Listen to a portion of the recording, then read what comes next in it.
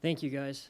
That master's actually in California Institute of Integral Studies, so just a little correction there. So yeah, I am here to talk to you about recreation, and more importantly, the person-nature relationship, because that, to me, that is the cause of climate change. Oops. Okay, just real briefly, and just a reminder, all these presentations will be on the website, so I'm going to skip some things. Just a little bit about my past, 25 years of working outdoors, guiding and teaching people. And then eco-psychology is what we call when we study the person-nature relationship. Systems perspective, I think, is a beautiful way to look at climate change, and this is a great quote from John Muir.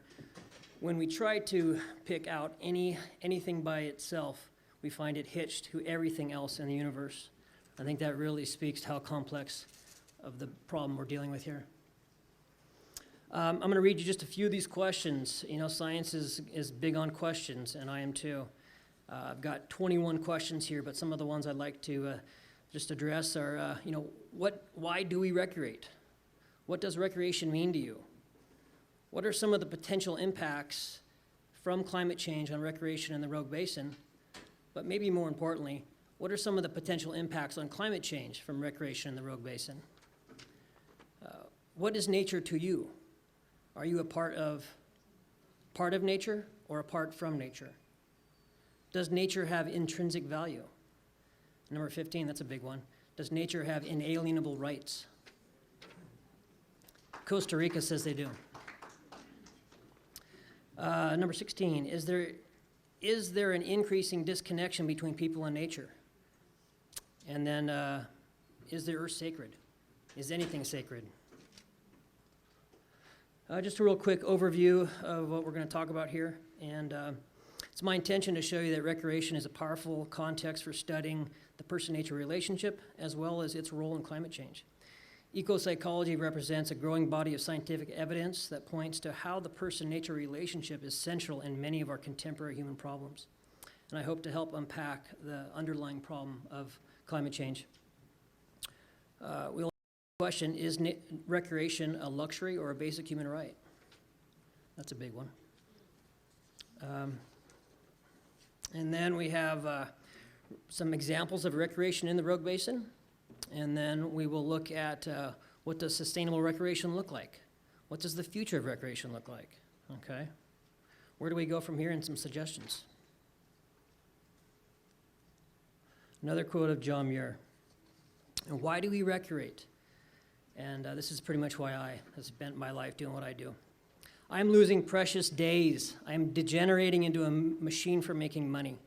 I'm learning nothing in this trivial world of men. I must break away, get out into the mountains, and learn the news. And that photo there is the good news taken from the top of Mount McLaughlin at a recent sunrise. Why do you recreate? Do you recreate? When was the last time you went for a hike in the woods? When was the last time you slept out under the stars? Have you ever done that? What's keeping you from recreating more? Okay. And what do we owe nature? Do we owe nature anything? So this is a quote from a doctor over 110 years ago, 1902. Man is an outdoor animal. He toils at desks and talks of ledgers and parlors and art galleries, but the endurance that brought him these were developed by rude ancestors, whose claim to kinship he would scorn and whose vitality he has inherited and squandered. He is what he is by reason of countless ages of direct contact with nature. I think we need to think about that one. What do we owe nature? Okay. What are we trying to recreate anyways? Well, I believe we're trying to recreate an ancient relationship with nature, and a lot of us spend a lot of time trying to recreate that relationship. Environmental perception. I think this cartoon pretty much speaks volumes about how we see the world differently. And only in Oregon, as it says there. And as you can see, these people and the dog all have different goals and values. And from environmental psychology, it's well understood that we all don't see the world the same. and how we see the world is very much related to how our values and our goals. Okay. What are we teaching our youth to see in nature? What kind of goals and values are supporting our current system? What are you projecting into nature? Okay, this is out on the Rogue River, and I've been fortunate enough to take thousands of people out on the river over the years, and I've learned a lot from them. One thing I've learned is a lot of us are very disconnected from the natural world. Some of us are fundamentally and existentially disconnected from nature. Over the years, I've actually been asked, does the river flow in a circle? I wish I was joking, but that's a real question that we get asked sometimes. That's concerning. There is a growing disconnect that's pretty well established with a lot of science, a lot of observations. Some people would argue that, but I'm definitely a believer in that. And then, the how of what we're doing, the how of recreating is important here. And I pretty much called out jet boating on the Rogue River as an example of, what kind of values are we using to support this kind of recreation? This kind of recreation is part of the problem from my perspective here. And this is a very awkward conversation to have with some people. Okay? The oppositional identity, when we're opposed to nature, that has grave consequences. How can you care for something when you see yourself separate from it? Okay, what is the real problem here? Well, already addressed it a little bit, but when you use a systems perspective on climate change is actually an outcome. It's a symptom of a lower lying problem. And that lower lying problem can be viewed as our collective person-nature relationship. Our entire system is built in opposition to natural systems. Our modern way of life comes from the factory model and the mechanistic mindset, which is not in line with ecological reality. Our current system is a subsystem of Earth's system, and a subsystem cannot be out of congruence with its host system. Our current way of doing business is not sustainable. It's not realistic, and nature cannot afford our illusions any longer. Our system and its way of life is actually self-destructive and can be viewed as a form of illness or dis-ease.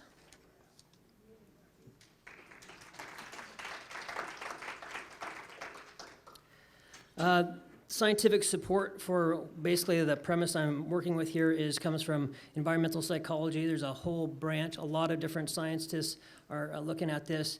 But if you look up here, I've got some examples. And, if you believe in evolution, nature is our genetic home.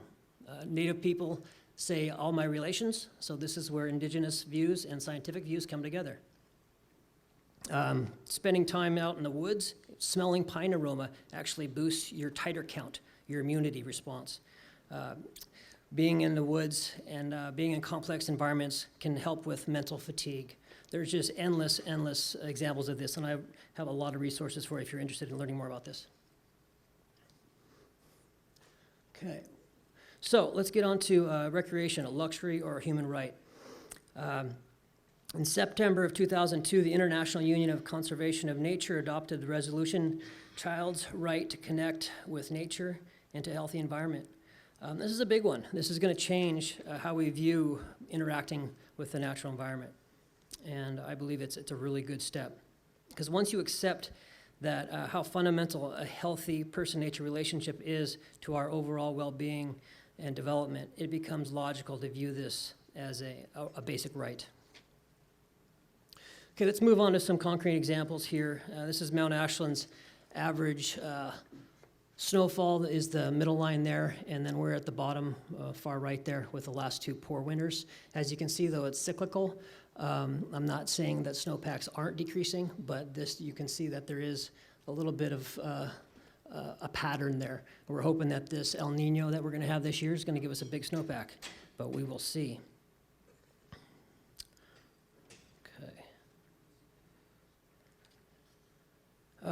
Mount Ashland, I believe that the new management at Mount Ashland is Mount Ashland's best chance of survival.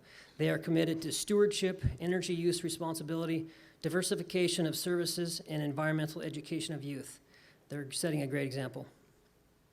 Let's move on now to Crater Lake. This graph here shows you basically the historical use of recreational use up at the park there. And then I think it's well established that Crater Lake's a great place to see how precipitation is staying the same or roughly the same, but snowpack is decreasing because of the warming temperatures. So what is good for Crater Lake is not good for Mount Ashland. And let me speak that a little more here. So this graph is something I put together that shows the use. And I was happy that they just posted September's use, which is an all-time record of almost 200,000 people just this last September of our non-ending summer here. So basically what we got here is the 2015 on the left, 2014 on the right. There was more people up at the park there this winter, and they believe it was because of the mild weather and the lack of snow elsewhere in the basin here. If you notice that July is a pretty good number there. Got any reasons why August was low? Fire, exactly. August usually is the busiest month, and it's interesting to see how these sporadic patterns that are, if they do come true, we're going to see the 2014 is more of a traditional use of Crater Lake. That's definitely not going to be the case. Moving on to rafting on the Rogue River. This is out by Gold Hill. It's one of the class 4s that we take people down. And then this is down the wild section, more on the multi-day trips.